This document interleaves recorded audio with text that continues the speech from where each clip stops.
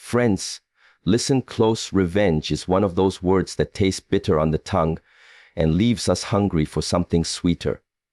For justice, for recognition, for the sense that we were seen and that what happened to us mattered. But let me tell you a different truth. The best revenge is not a headline, not a takedown, not a whispered rumor or a calculated payback. The best revenge is quieter, deeper, and far more dangerous to those who caused harm, because it takes back what they tried to steal from you. They tried to take your dignity. Reclaim it by living with integrity. They tried to take your voice. Use it to build, to teach, to heal. They tried to take your joy. Create it again. Deliberately, persistently, fiercely. Revenge built from anger lasts as long as the rage that fuels it. But revenge built from love, from self-respect, and from relentless courage is permanent. It grows you. It changes your story. It rewrites the map of who you are. First, choose what you will protect: your heart, your values, your time. Protecting these things is not weakness. It is radical stewardship. When someone wounds you, your instinct might be to prove them wrong. That instinct is human, but proving them wrong with their weapon, with gossip, sabotage, or becoming them, hands them an easy victory. The real victory is to become the kind of person they could not break. Second, practice boundaries like they're sacred. Boundaries are not about punishment, they're about clarity. They tell the world what you will accept and what you won't. When you set them with calmness and consistency, you teach people how to treat you. That lesson is powerful. It is also peaceful. There is no louder message than a life that says, I will not be small so that you can feel big. Third, choose courage over bitterness. Courage does not mean you won't feel pain.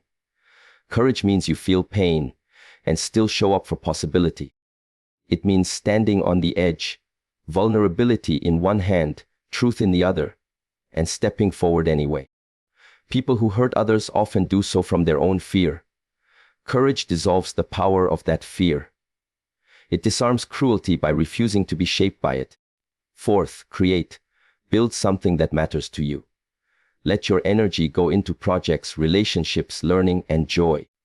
There is nothing more disorienting to a person who hurt you than to watch you become more engaged in life, more creative, more brilliant, more available to love.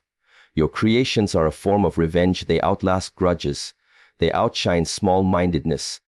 They become part of the legacy you leave. Fifth, forgive, not for them, but for you.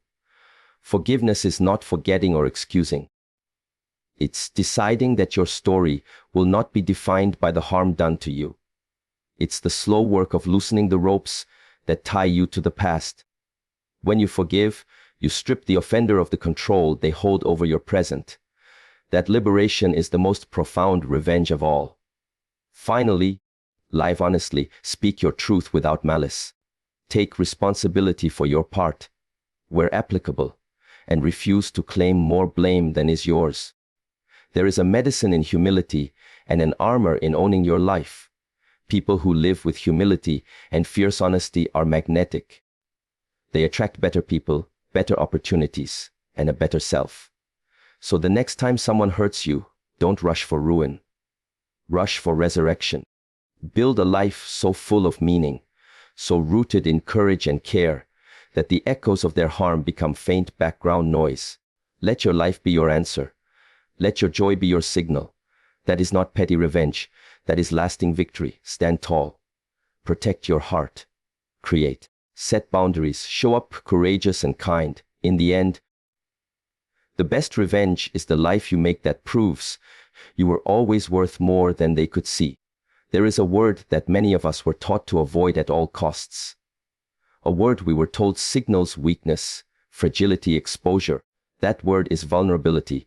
For decades, cultures, workplaces, families, and even classrooms have wired into us the message that strength looks like certainty, confidence, and control. That the people who succeed are the ones who never falter, never cry, never admit they don't know. But what if we've been wrong? What if true strength is not about guarding ourselves, but about allowing ourselves to be seen? What if vulnerability is not the enemy of courage, but its very birthplace? Today, I want to expand this idea to show you why vulnerability is not weakness, but strength. Why daring to show up when the outcome is uncertain is the most courageous act of all. And why embracing vulnerability can transform not just your personal life, but your leadership, your relationships, and your creativity. There's a word that sits heavy in the pit of our stomachs. A word that many of us rarely speak aloud, yet it quietly dictates our choices, shapes our relationships, and shrinks our sense of worth. That word is shame. Shame is universal. Every human being experiences it, though most of us try desperately to hide it. It whispers, "You're not good enough. You're unworthy. You don't belong." And unlike guilt, which can be healthy and corrective, shame is corrosive. Guilt says, "I did something bad." Shame says, "I am bad." Today, I want to talk about what shame is, how it operates, and most importantly, how to rise from it. Because here's the truth: shame thrives in secrecy. It grows in silence. But when we name it, we strip it of its power. There is a word many of us avoid, a word that feels uncomfortable to say, even though it has the power to change our lives. That word is no.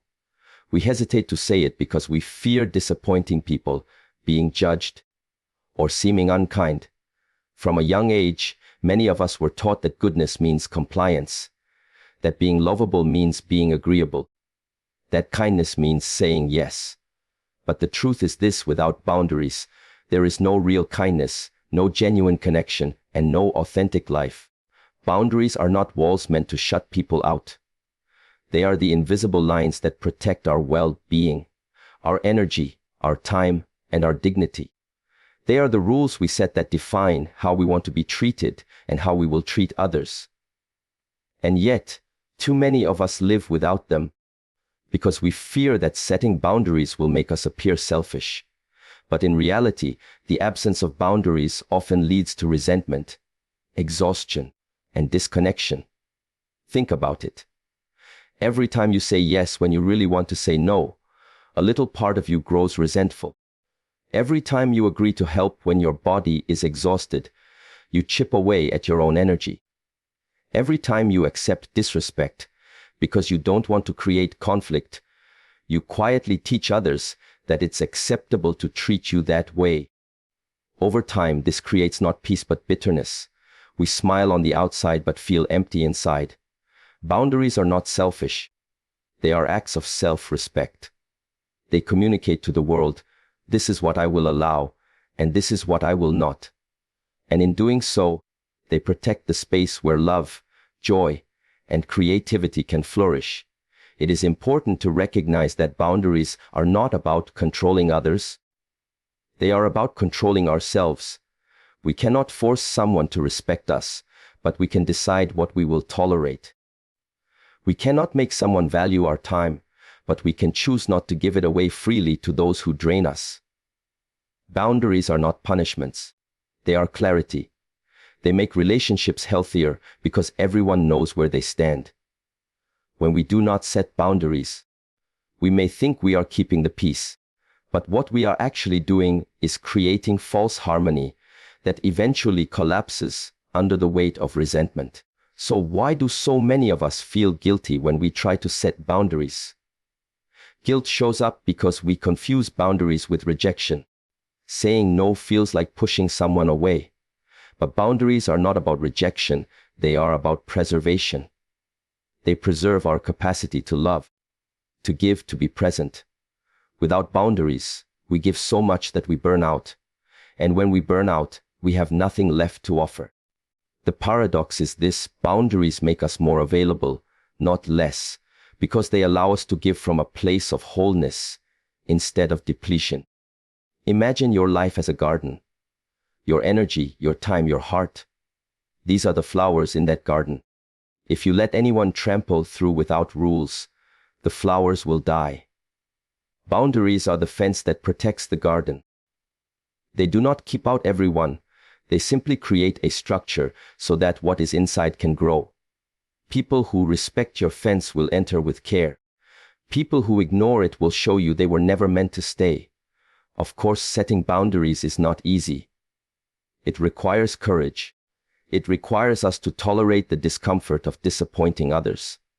It requires us to sit with the fear that people may not like us if we say no. But here's the deeper truth: people who only like you when you have no boundaries do not truly like you. They like the version of you that serves their needs. Boundaries reveal who values you as a whole person and who only values you as a source of convenience. And while it may sting to see the truth, in the long run it is far better to build your life on real relationships than on false ones. The practice of saying no without guilt is a skill. It begins with small steps. You don't have to start with the biggest or most difficult boundary. Begin with something simple. Decline a request that stretches you too thin, or politely step back from a conversation that drains you. Each time you practice, you build strength. You learn that the world does not collapse when you say no. In fact, most people respect you more. Those who resist your boundaries are often the ones who benefited from you not having them. That resistance is not a sign that you are wrong. It is a sign that the boundary is necessary. When we set boundaries, we also model them for others. Children learn what is acceptable by watching the adults around them. Colleagues notice what we tolerate in the workplace. Friends mirror our behavior in their own lives. By setting boundaries, we give others permission to do the same. We show them that self-respect is not selfish, that it is possible to live a life of generosity without being consumed by it. Healthy boundaries are contagious. They inspire others to choose clarity, respect, and balance. The art of boundaries also requires language. Too often we over-explain, justify, or apologize when we say no. But a clear boundary does not need excessive defense. I can't take this on right now. That doesn't work for me. I need time to recharge. These are complete sentences. Boundaries become complicated when we allow guilt to force us into endless explanations. But when we speak them calmly and consistently, others begin to trust our words. We teach people how to treat us through the boundaries we keep. The freedom that comes from healthy boundaries is remarkable. With boundaries, we stop living in constant resentment. We stop overcommitting to things that don't align with our values. We free our energy for the people and projects that matter most. And perhaps most importantly, we learn that we are worthy of respect, not because of what we do for others, but because of who we are. Boundaries are a declaration of worthiness. Every time you say no to something that drains you, you are saying yes to something that nourishes you. The life built without boundaries will eventually collapse under exhaustion. The life built with boundaries creates space for joy, creativity, love, and presence. When we stop fearing the guilt of saying no, we begin to taste the freedom of living authentically. People may not always like our boundaries, but the people who matter will respect them. And those who do not respect them show us who does not belong in our closest circle. So the art of saying no without guilt is ultimately the art of living a life that is both generous and sustainable. It is the practice of protecting your energy so that you can offer it where it matters most. It is the courage to disappoint others rather than betray yourself. It is the wisdom to understand that you cannot pour from an empty cup. Boundaries are not barriers to love. They are the structure that allows love to grow. They are not selfish acts. They are acts of deep integrity. And every time you choose to honor your boundaries, you choose to live in alignment with your truth. So the next time guilt whispers in your ear when you set a boundary, remember this: guilt is not a sign you are doing something wrong. Often, it is a sign you are doing something new, and growth always feels uncomfortable at first. Do not confuse discomfort with wrongness. The discomfort of boundaries is temporary. The freedom they create is lasting. Say no when you need to. Protect your garden. And watch how your life begins to flourish when you live with the courage to honor yourself. Leadership has always carried with it an image of strength, control, and certainty. From the earliest days of history, leaders were expected to stand above others, untouched by fear, unshaken by doubt, and armored against weakness. We look to leaders for answers, for clarity, and for confidence. But the world we live in today has revealed the cracks in that old model of leadership. We now know that leadership that relies only on authority, hierarchy, and power is fragile. It may control for a while, but it does not inspire. It may enforce compliance, but it does not ignite creativity. It may command respect, but it does not earn trust. Real leadership, courageous leadership, is not about ruling with an iron fist or presenting a flawless image. It is about leading from the heart. Leading from the heart does not mean being sentimental or soft.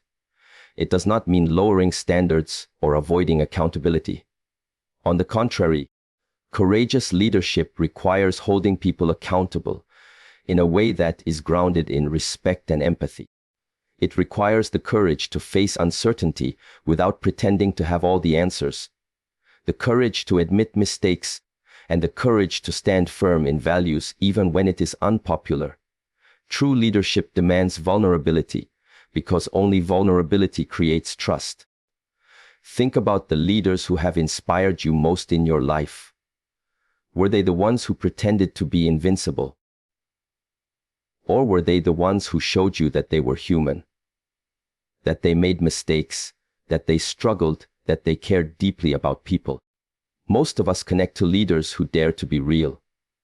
When a leader says, "I don't know the answer, but we will find it together," that creates a bond far stronger than any illusion of certainty. When a leader admits, "I was wrong, and I will make it right," that breeds respect far deeper than any display of perfection. The heart of courageous leadership is presence. It is the ability to sit with others in their struggles instead of rushing past them. It is the willingness to listen deeply, to hear not just the words spoken but the emotions underneath. Leaders who lead from the heart do not see people as resources to be managed. They see them as human beings with stories, fears, and dreams. And when people feel seen and valued in this way, they give more of themselves, not because they have to, but because they want to. There is a myth that fear is the best motivator. That if people are afraid of punishment, afraid of failure, afraid of their leader's disapproval, they will work harder. And while fear may create short bursts of performance, it is unsustainable. Fear eventually suffocates creativity, drives people to hide mistakes, and erodes trust.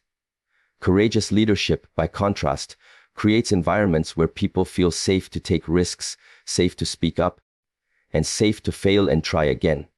In these environments, people bring their full selves to the table, and the results are extraordinary.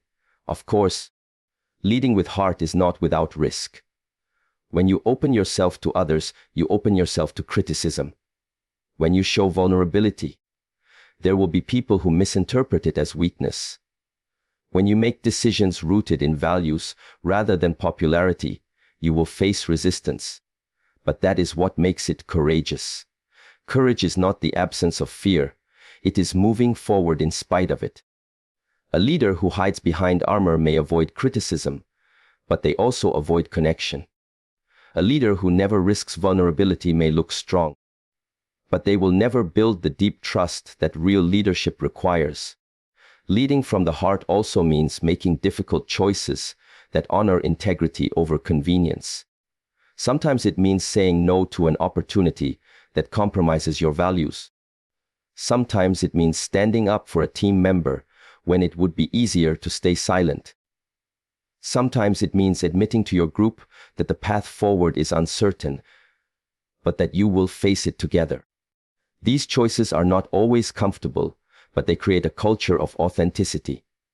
And in the long run, authenticity always outlasts pretension. One of the most powerful aspects of courageous leadership is the ability to own mistakes. Too many leaders believe that apologizing or admitting error will undermine their authority. But in reality, it does the opposite. When a leader says, "I got this wrong, and I'm going to learn from it," they model accountability.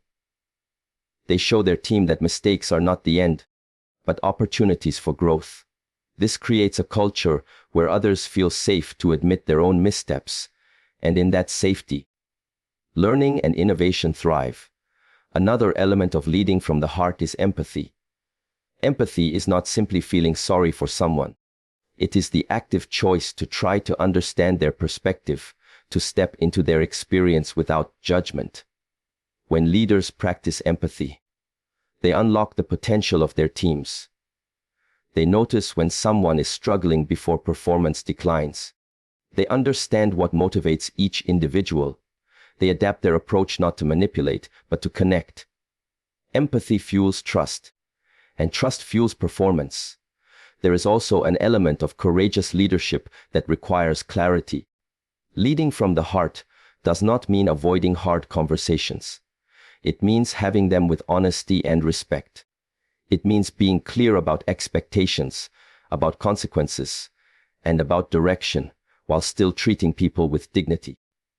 There is nothing kind about avoiding a difficult truth that someone needs to hear.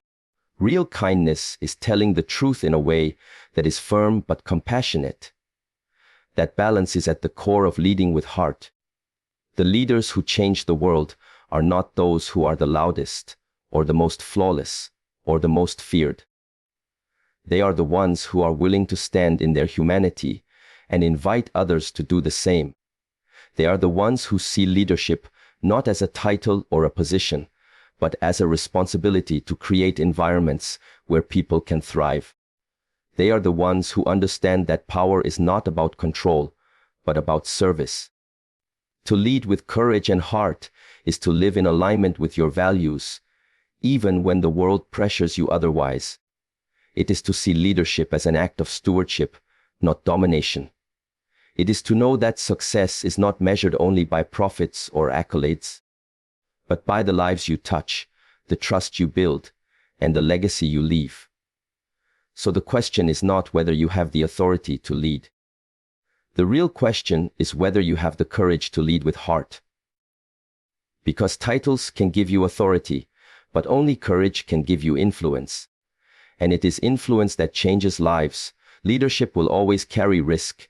You will be criticized. You will face setbacks. You will walk into uncertainty.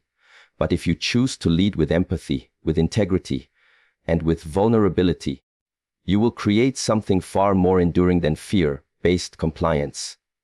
You will create trust, connection, and the kind of loyalty that no paycheck or punishment can buy. The world does not need more leaders who hide behind armor. It does not need more leaders who cling to power for its own sake. What the world needs are leaders who are brave enough to be real, strong enough to admit they don't have all the answers, and compassionate enough to listen before they speak. It needs leaders who lead not from fear, but from love. That is the call of courageous leadership. Not perfection, not invincibility, not control, but heart. If you dare to lead from the heart, you will not only transform your teams, your organizations, and your communities. You will transform yourself. And in that transformation, you will leave behind a legacy of courage, authenticity, and hope. There is a deep and often hidden struggle that runs through the lives of so many people. A struggle that whispers in quiet moments and roars in moments of failure. It is the struggle of perfection.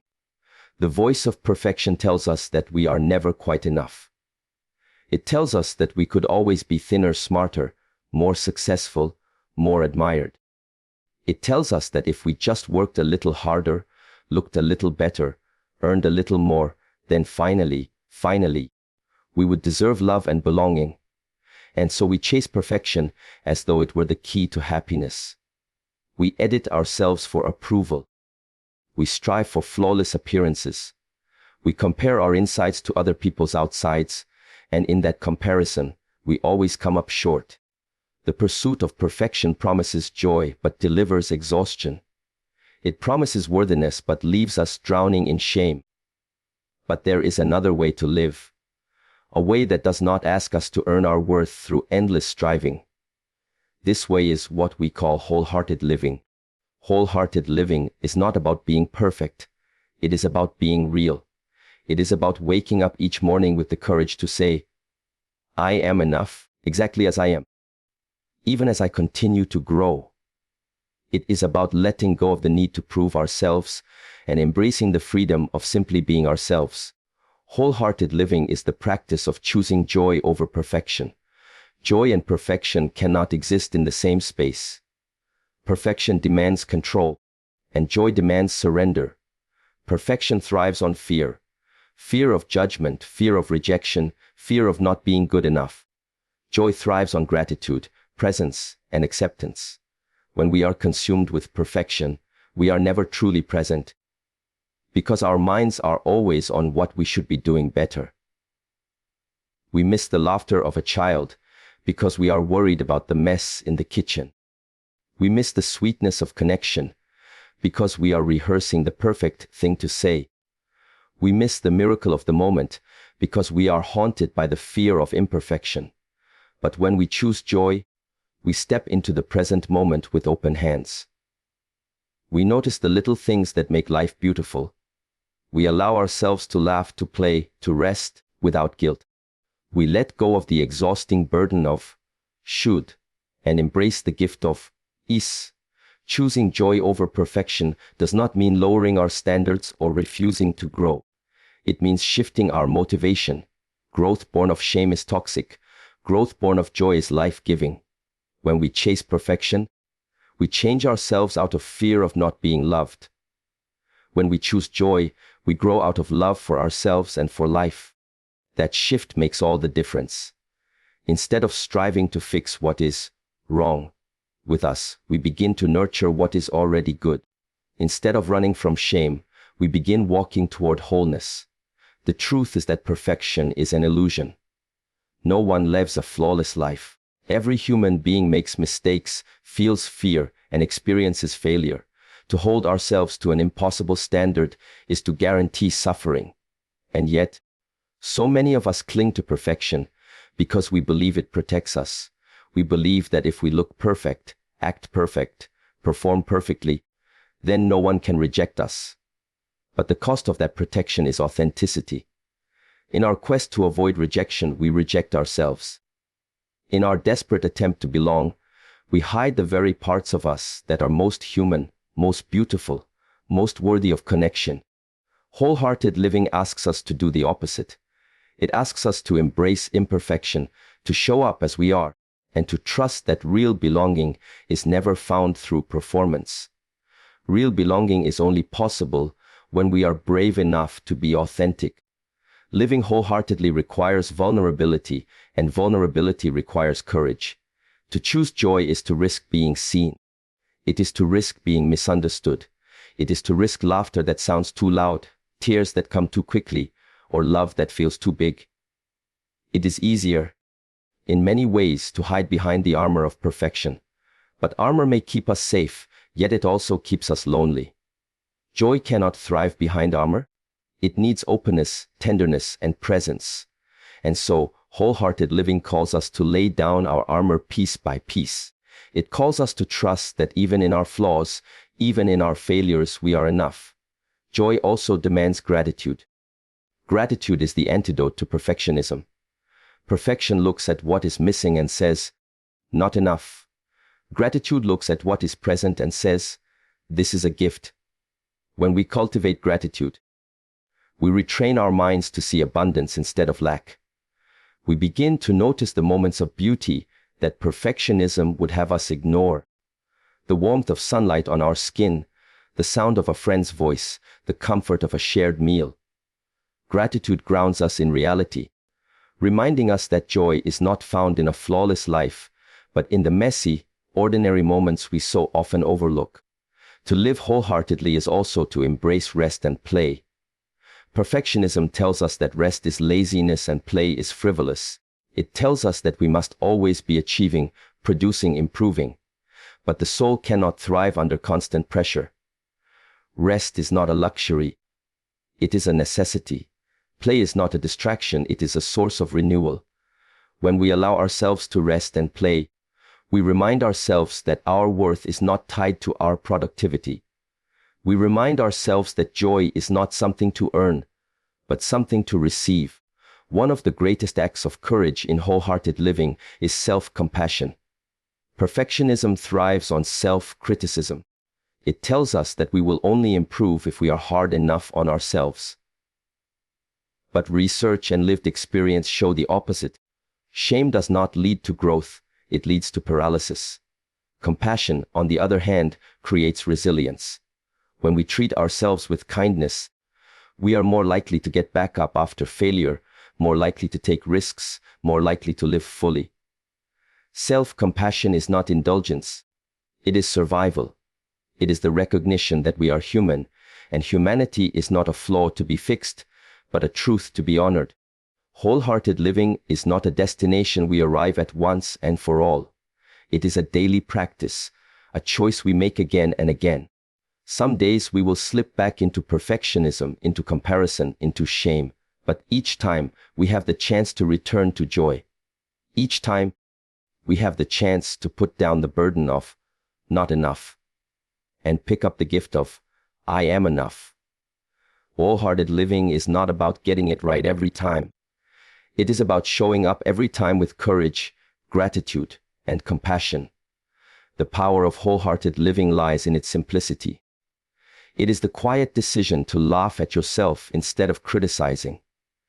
It is the gentle choice to rest instead of overworking. It is the brave act of speaking your truth, even when your voice shakes. It is the willingness to let people see the real you, not the polished mask of perfection. And in making these choices day by day, we begin to transform not only our own lives, but the lives of those around us, because joy is contagious. Courage is contagious. When we choose to live wholeheartedly, we give others permission to do the same. The world is already full of people chasing perfection. What the world needs are people willing to chase joy. People willing to live authentically. People willing to show up flawed and wholehearted and say, this is me and I am enough. That is where freedom lies. That is where connection begins. That is where life, real life, is found. So, let us lay down the exhausting weight of perfection. Let us release the endless striving to earn love and belonging. And let us instead choose joy. Let us choose gratitude. Let us choose authenticity. Let us choose to live wholeheartedly, knowing that we are enough exactly as we are, and that the power of joy will carry us further than perfection ever could.